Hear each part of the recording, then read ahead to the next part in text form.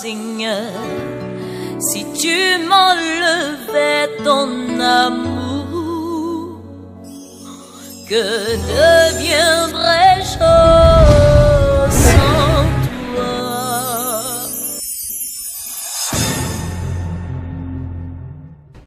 C'est Dieu. Et c'est ça qui est notre force. Paix et joie. Ainsi donc, le thème de l'élection est présent dans toute l'Écriture sainte et en 3 étapes. On dirait même en 4 étapes. La première étape, c'est la création.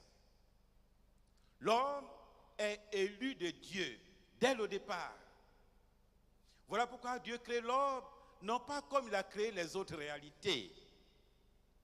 Il a d'abord créé toutes choses, que la lumière soit, que ceci existe, que cela existe. Mais pour l'homme, Dieu ne dit pas que l'homme soit. On a l'impression en lisant la Bible que Dieu tient un conseil. Le Père, le Fils et le Saint-Esprit, ils s'asseyent. Il parle en image. Et il dit, créons l'homme à notre image. Pour la lumière, que la lumière soit. Pour les eaux, que les eaux existent. Que le soleil, mais pour l'homme, Dieu ne dit pas que l'homme existe. Il dit, faisons l'homme à notre image, à notre ressemblance. C'est-à-dire que dès la création, l'homme bénéficie d'une élection particulière de la part de Dieu. L'homme est l'élu de Dieu. Tout homme est élu de Dieu. C'est pourquoi tout homme est sacré. Tout homme est sacré. Sur le visage de chaque être humain palpite le visage de Dieu. C'est pourquoi l'homme est un sacrement. Sacramentum Dei. L'homme est le sacrement de Dieu. C'est-à-dire l'image visible du Dieu invisible. L'homme est le sacrement de Dieu. Donc déjà, dès la création, l'homme a été élu par Dieu. Puisque Dieu a créé l'homme tourné vers lui. C'est le péché qui nous détourne de Dieu. Mais notre position normale, c'est d'être tourné vers Dieu. Plus on est tourné vers Dieu, plus on est homme. Moins on est tourné vers Dieu, moins on est homme. Plus on est en communion avec Dieu, plus on est homme. Moins on est en communion avec Dieu, moins on est homme. La position normale de l'homme, c'est d'être tourné vers Dieu, parce que l'homme est l'élu de Dieu. C'est pourquoi tout ce qu'on fait à un être humain, c'est à Dieu qu'on le fait. Parce que l'homme est le sacrement de Dieu. Cela devrait suffire à établir en tous les hommes une espèce de fraternité universelle. Car en vérité, nous sommes des frères. Parce que dès le départ, chacun d'entre nous est élu de Dieu. Nous sommes donc des frères. Tous, quelles que soient nos origines, notre environnement culturel, la couleur de notre peau, nos options politiques, nos religions, par-delà tout cela, nous sommes essentiellement des frères. À cause de cette élection dont nous bénéficions de la part de Dieu dès la création. Alors, j'ai une parenthèse pour vous détendre un peu au sujet de nous sommes tous des frères. C'est dans une paroisse. Un dimanche, le curé a fait une belle homélie sur la fraternité. Et il a répété pendant son homélie, nous sommes tous des frères, nous sommes des frères. Bon, très bien, c'était dimanche. Lundi, donc juste le lendemain, à 11h45, le curé était sorti. Voilà un monsieur qui s'amène au presbytère. Il trouve la cuisinière et il se présente à la cuisinière et dit « Je suis le frère du curé. » Voilà. Donc la cuisinière, bon, c'est quand même le frère de son patron. Ah bon, asseyez-vous, qu'est-ce qu'on peut vous servir? Le monsieur dit, est-ce que vous avez du champagne ici? Elle dit oui, apportez. Est-ce que vous avez du jambon? Oui, apportez. Est-ce que vous avez gâteau? Bon, tout ce qu'on peut demander. La table est garnie, le monsieur commence à manger tranquillement. Le curé arrive. Il voit le monsieur là. Il ne comprend pas, il est tellement dépassé. Donc il ne dit rien au monsieur. Il va demander à la cuisinière. Il dit, mais c'est pas Sylvie. C'est qui ça? Elle dit, ah, mon père. C'est ton frère? Il dit, moi, notre maman nous a fait 3. Voilà. Il y a un qui est au village. Il y a un qui travaille à San Pedro là-bas. Et puis moi, je suis ici. C'est tout. Elle dit, ah, il dit que il est votre frère. Donc le curé prend son courage à deux mains. Il demande au monsieur, monsieur, qu'est-ce qu'il y a? Qui êtes-vous? Le monsieur dit, mon père, je suis ton frère. Nous sommes 3. Un à San Pedro. Un au village. Et puis moi, je suis ici. Toi, tu es mon frère comment? Et le monsieur qui dit au père, ah, mon père, c'est pas toi hier à l'église. Tu as dit que nous sommes des frères? Voilà. Mais attention, attention. Un bon curé ne se laisse pas avoir comme ça. Le curé lui a dit, oui, tu as raison. Tu as pleinement raison. Nous sommes des frères. Pour ça seulement, tu as raison. Je ne discute pas. Et je sais que j'ai dit à l'église que nous sommes des frères. Mais ce que tu dois savoir, c'est que nous sommes frères à la messe, pas ici sur ma table. Ah! Nous sommes frères à la messe, mais pas ici sur ma table. Paix et joie. Donc je crois que, à cause de cette élection originelle, nous sommes tous des frères. Et la deuxième étape, c'est le peuple d'Israël. Donc, voilà, dès le départ, l'homme, en tant qu'être humain, est déjà l'élu de Dieu. Mais ensuite, il y a le peuple d'Israël. Dieu qui s'est choisi ce peuple parmi tant d'autres peuples pour que Israël soit sa part personnelle. L'élu devient la part personnelle de Dieu. Pour faire d'Israël une bénédiction pour les autres nations. L'élu est bénédiction pour les autres. Pour les autres.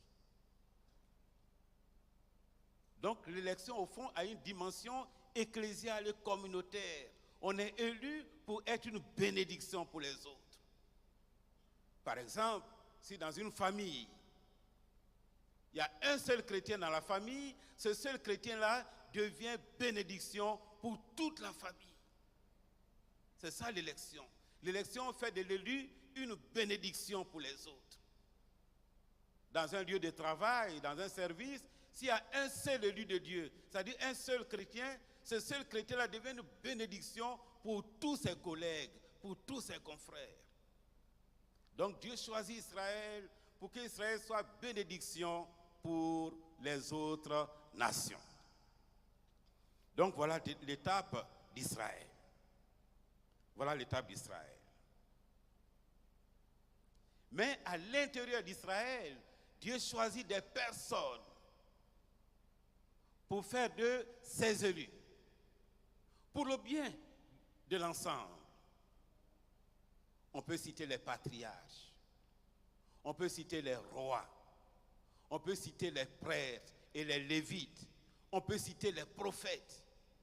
Donc, l'ensemble du peuple est élu. Mais dans l'ensemble du peuple élu, il y a des personnes qui bénéficient d'une élection particulière. D'une élection particulière. Pour le bien du peuple. Maintenant, troisième étape de l'élection. Donc d'abord, il y a l'homme, la personne, l'individu, c'est la création. Il y a le peuple d'Israël. Et maintenant, lorsque les temps furent accomplis, l'élection a atteint son sommet avec Jésus-Christ. Toutes les autres élections antérieures préparaient l'arrivée de l'élu de Dieu. L'élu de Dieu par excellence, c'est Jésus-Christ. Dans toutes les autres élections, l'élection de l'homme à la création, l'élection d'Israël, avec à l'intérieur d'Israël, l'élection des prophètes, des rois, des lévites, tout ça c'était pour préparer l'arrivée de l'élu de Dieu par excellence, par essence. Et l'élu de Dieu, c'est Jésus-Christ. Lorsque les temps furent accomplis, Dieu, qui a tant aimé le monde, a donné son Fils unique, Jésus-Christ. Donc Jésus-Christ est l'élu de Dieu par excellence. C'est pourquoi on l'appelle Jésus. Dieu sauve. C'est pourquoi on l'appelle Christ. C'est-à-dire celui qui a été oint, qui a été marqué par Dieu, marqué, consacré et envoyé dans le monde pour que par lui, avec lui et en lui, les hommes aient la vie et la vie en plénitude. C'est lui le sommet de l'élection. C'est lui. C'est d'ailleurs pourquoi à la croix, il dit, tout est accompli, tout est achevé, tout est dit. Il est l'amen de Dieu. Après lui, on n'attend plus d'autres révélations. Il est l'élu de Dieu par excellence. C'est pourquoi nous n'attendons plus d'autres prophètes. Nous n'attendons plus d'autres révélations. Nous n'attendons plus d'autres doctrines. Jésus-Christ nous suffit. Jésus-Christ nous suffit. Alors, avec tout ce qu'on voit aujourd'hui, tous ces nouveaux prophètes, ces nouvelles... Non, non et non. Jésus-Christ suffit à notre bonheur. Alors, tous ces nouveaux prophètes qui se lèvent, nous devons leur dire que, bon, écoutez, nous sommes trop sérieux pour vous prendre au sérieux. Jésus-Christ nous suffit. Parce que Jésus-Christ est l'élu de Dieu par excellence. L'unique sauveur du monde. En dehors du Christ, il n'y a point de salut. Si quelqu'un est sauvé, il est sauvé par Jésus-Christ. Qu'il le sache ou qu'il l'ignore, il est sauvé par Jésus-Christ. Parce que c'est lui l'élu par excellence. Et tous ceux qui sont élus en lui, par lui et avec lui. Jésus-Christ. Hier, j'étais à Toumaudi, dans mon deuxième diocèse là-bas, pour une journée d'évangélisation. Et c'est ce que je disais là-bas. Quiconque est sauvé par Jésus-Christ. Même s'il ne connaît pas le nom de Jésus. Même s'il ne connaît pas le nom de Jésus. Et je disais, par exemple, c'est comme une porte. Bon, quelqu'un est aveugle, mais il entre dans la maison, il passe par la porte. Il n'a pas vu la porte, mais il est passé par la porte. Il n'est pas dit non, comme je n'ai pas vu la porte, donc je ne suis pas passé par la porte. Tu as vu la porte, tu n'as pas vu la porte. À partir du temps où tu es dans la maison, tu es passé par la porte. Et la porte, c'est Jésus-Christ. Voilà. Paix et joie. Alors, à la suite du Christ, l'Église est l'élu de Dieu aujourd'hui. C'est la race choisie. Et c'est nous. Nous sommes la race choisie, les élus de Dieu. En tant qu'Église, peuple racheté, race choisie, sacerdoce royal. Voilà les noms que nous portons et ce sont des noms glorieux. Nous sommes la race choisie. Parce que l'Église, c'est le Christ continué. L'Église, c'est le Christ rendu visible aujourd'hui. L'Église, c'est le sacrement du Christ. Donc l'Église est le peuple élu, dans l'élu, par l'élu et avec l'élu Jésus-Christ. C'est pourquoi l'Église est instrument sacrement du salut. Et cette élection, c'est-à-dire l'élection de nous, comme peuple de Dieu, comme race